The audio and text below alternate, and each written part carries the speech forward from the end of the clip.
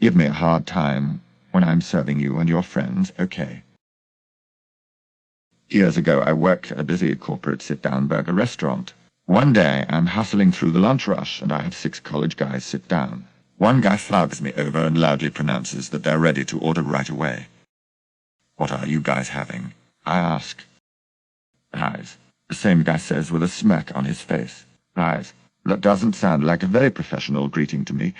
I work a restaurant, and if I walked up to a table and asked, 'What are you guys having?' my manager would definitely let me know that was inappropriate." The other guys at the table look kind of uncomfortable at this exchange, and just silently sit there. The main guy looks around at all of them and keeps going. "Why don't you come up to us again and do it right?" At this point, I'm looking around at my massive section of tables and getting the distinct feeling I'm going to be at this table forever. I'm trying not to lose my cool, so I smile. "Sure," I say. I take several steps back and walk up again. "Gentlemen, how you all doing? Ready to order?" The main guy smirks and nods. I look directly at him. "How about you, Chief? What are you having today?" Some of the other guys laugh. He looks angrily at me but orders his burger and a drink. I get everyone's order and hustle off. I return with drinks a little while later. I set everyone's drinks down and do the main guy last. "Here you go, boss." I leave before he can say anything. Through the course of their meal, I call him a different nickname every time. "You need a refill, pal." "How's your burger, buddy?" "Need more ketchup, bro." "Can I get that plate out of your way, dude?" "Any dessert for you, amigo?" "Need me to split your check, brother?" "Make sure to leave me one signed copy, muchacho." So by this time, this guy is boiling. His friends are loving it, though. As time has gone on, the rest of them keep looking at me expectantly. What nickname next? Finally, they all get up to leave. Lunch rush has ended and I'm chilling at this point. I casually walk up to them. "Thank you, gentlemen, for coming in." The rest of the group is smiling. I look at the main guy. "And you have a fantastic day, Hoss." The rest of the guys cheer. They all head out. I grab all their receipts on the table. Surprise, surprise, the main guy left me 0 for a tip. I didn't care. It was all worth it.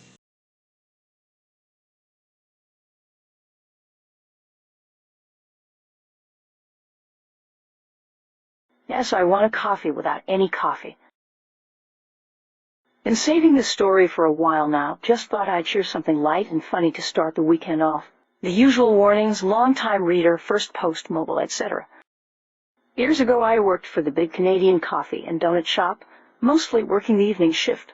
If you aren't familiar with Canadian brand coffee shop, the cream and sugar are dispensed by a machine that is calibrated to an amount determined by corporate. If you are used to ordering at the fancy green place or the running donut place, the number of sugar and creams you order may need to change depending on how much you actually want. One night we had these 3 bikers driving, and you could tell they had been on the road for a while. Their ringleader was your stereotypical biker, tall, wide shoulders, big beard and covered in leather. His friends were shorter but otherwise still had the whole tough but tired look going on. My coworker was in the back working soup and sandwich, but it's only 3 people and it's been a slow night. No worries. Just need to get these tired boys some caffeine and wish them a good night. "Ringleader, I want an extra large 12 and 12. "Me, are you sure?" "Ringleader," did I stutter. "Me, okay, but that's only." "Friend 1, did he stutter?" No, he did not. So off I went to make him exactly what he asked for. Grabbed a cup and put it under the sugar dispenser while I pressed the ×3 button for times. 12XL shots of sugar. Then I went over to the cream dispenser and did the same thing. Now, fun fact, the cream and sugars are measured to dispense 1/12 of the cup size you are selecting. So by the time all 12 shots of creamer were dispensed, the cup was basically full. I stirred the creamy sugar mixture around before I poured an itty-bitty splash of coffee in his cup, just enough to bring it up to the safety line on the cup. I tried asking him if he wanted me to heat it up or anything, but I basically got the same exact runaround from him and his friend. Obviously, the guy knew what he wanted, and he didn't need me to tell him what he was ordering. They grabbed the rest of their order and drove out into the night. Yeah, you would think that was the end of the story. The big angry biker man got his nasty sugar cream drink, and left me sitting there wondering if the rest of the world had been drinking their coffee wrong this entire time. But no, I was lucky to be working the next afternoon when he came back in. Mr. Ringleader came back in all by himself the next day and shuffled up to the counter. I could tell he must have been embarrassed because his voice was a lot softer this time. He knew he fucked up. The glorious aftermath is that he apologized and confirmed that the drink had been utterly disgusting. Turns out he was used to ordering from the fancy green coffee place, and they use way smaller measurements for their cream and sugar. Once I knew where he was used to ordering from, I made him the approximately same drink, using our measurements, roughly a triple, and sent him on his way. I only wish I could have seen his face when he took that first sip. TLDR, I mean, that offers a cup full of cream and sugar tastes disgusting.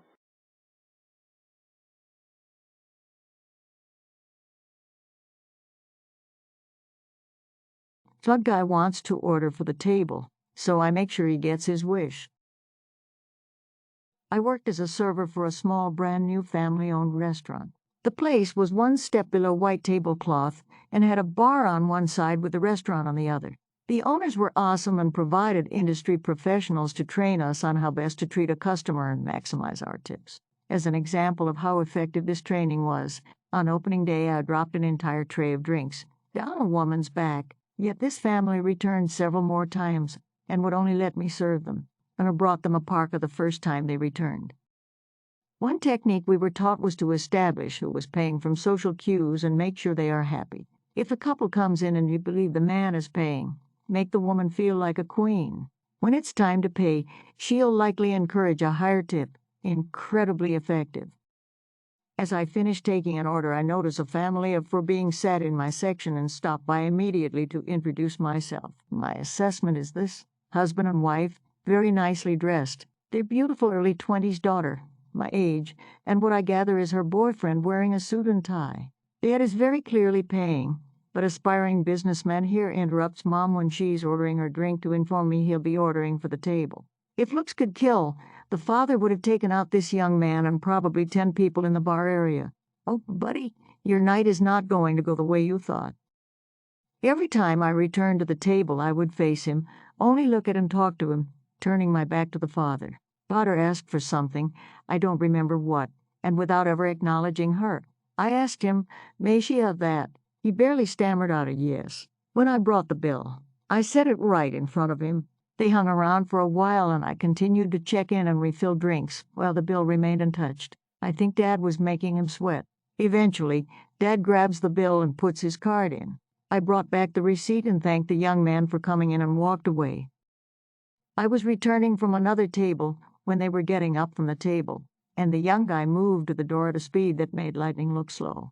The other 3 were all smiles, and the dad looks across the dining room and mouthed, "Thank you." I gave him a smile and a nod and continued on my way. The tip amount is a number I don't remember, but I know it was good, really good. It must have been a small wedding because I never received an invite. Edit, I am trying to keep up on replies, but I'm a bit overwhelmed at the moment. Thank you, everybody, for the kind words and awards. They have been fun to read. From the comments and a few PMs, I would like to make a few comments. 1. You were rude. Yes, absolutely. This situation could have blown up in spectacular fashion. I took a chance, not thinking of the potential downsides, and came out just fine. 2. In my culture, this is expected. I am aware of that, and had the young man been respectful, I would have gone along with it. It was not my intention to disrespect cultural norms, rather to put a smug buffoon in the spotlight. 3. How is this malicious compliance? Judging by the replies, upvotes, and the post still being up, I'm guessing at least 3 people think it is. Edit 2. The replies and respectful criticisms of my actions have been very nice to read and reply to. I am trying to keep up with replies, but they are coming in faster than I can get to them. Due to a comment I made on an unrelated post, someone has created a new account to message me outright hate, so I am going to step away for a bit.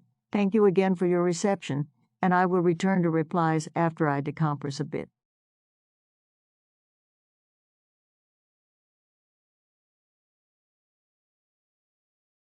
Check out my other awesome videos.